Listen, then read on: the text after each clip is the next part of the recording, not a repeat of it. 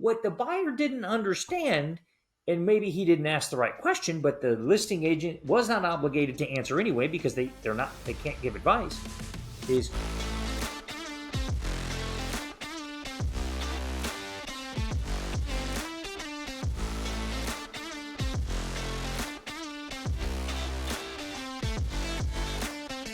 hey friends, what's happening? Dallas-Fort Worth real estate market, second week of April 2022. We're going to touch on that, and I've hit this video probably a half a dozen or more times over the last 4, 5, 6 years, but I got to hit it again. This scenario will create problems for buyers and sellers. You got to avoid it. Stay tuned. We're going to talk about it. First, I'm David Russell with the Russell team.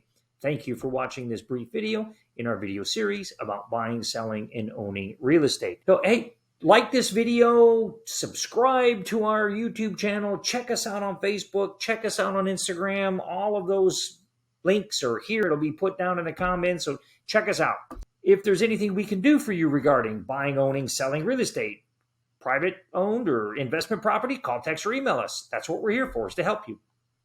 Let's dig into the market. So I have run a bunch of queries today, looking around the market for the last 7 days, and basically the absorption rate is immediate, meaning it goes on the market, it comes off the market. As fast as they're going on, they're coming off. We are still in a serious shortage of housing, and it's only going to get worse, folks. Only going to get worse over the summer. So if you're interested in buying or selling, we need to sit down and talk, and it's really about strategy at this point, right? It's really about strategy and how, especially on the buyer side, how do you make that happen?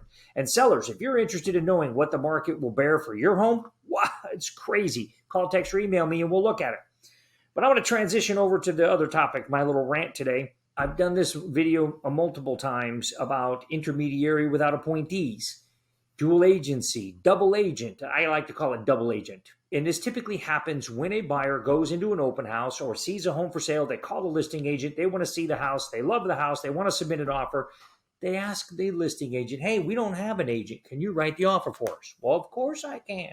It's what most of them say. And mind you, it is legal in the state of Texas for an agent to be intermediary without appointees, or in the middle, facilitating the transaction for a buyer and for a seller. We personally don't do it. I believe it's a conflict of interest because you have hired us to either represent you as a buyer or represent you as a seller.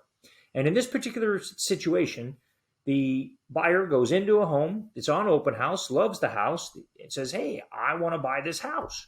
Can I submit an offer? Listing agent says, sure. And the buyer says, hey, will you help me? And he says, sure, I can. Offers are due tonight. You got to do it right away. So the buyer just says, sure. Unbeknownst to the buyer, not fully understanding the documents that they signed, he just entered into an intermediary without appointees, kind of like an Oreo cookie. 2 black burnt sides on the outside and cream in the middle. The cream in the middle is the realtor saying, ha, double commission. I get it for the buyer, I get it for the seller. And I don't have to help anyone, because in that environment, in that scenario, the agent cannot advise either party. They cannot legally advise the seller or the buyer. So each party is on their own. And in this particular situation, the buyer says, hey, I have another house, brand new construction, under contract. I want to buy that one, and I want to buy this one, and I want to turn one of them into a rental. Can I do that? And the listing agent, not obligated to give advice because he's entered into intermediary without appointees, says, of course you can own 2 houses in Texas. Factually an accurate statement.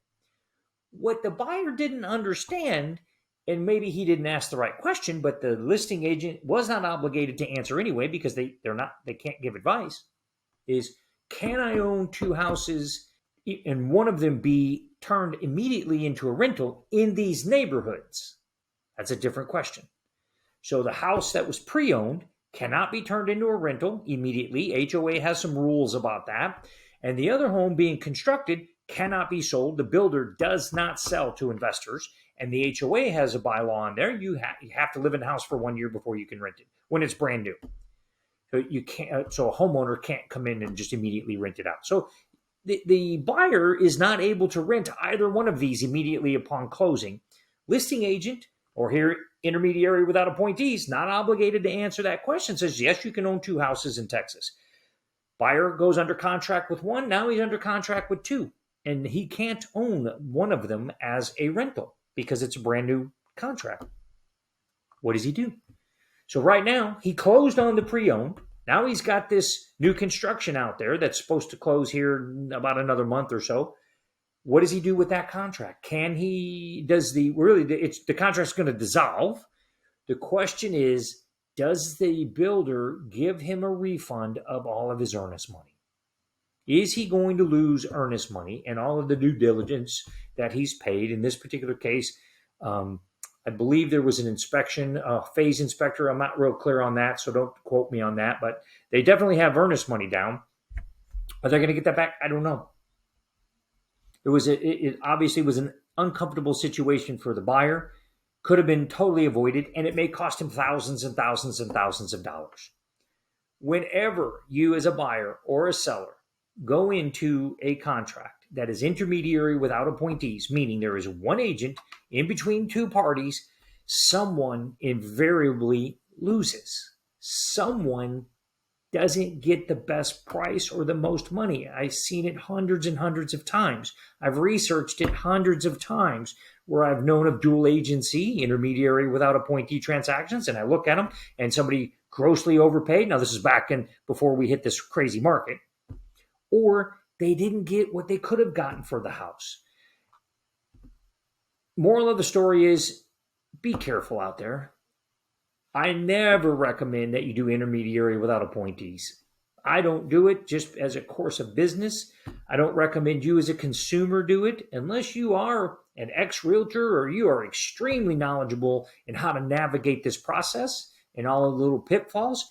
I don't recommend it. You're spending the same amount of money as the seller, and the buyer, it doesn't matter to you. The seller's paying the fees at this point, so why take that risk? Even if that listing agent says, hey, you know what? We'll take a little bit of a lower price. Is it worth the gamble that you're going to miss something because this is not your area of expertise? That's my 2 cents. This is a long rant. If there's anything I can help you with, my name is David Russell with the Russell team. Please call, text, or email me.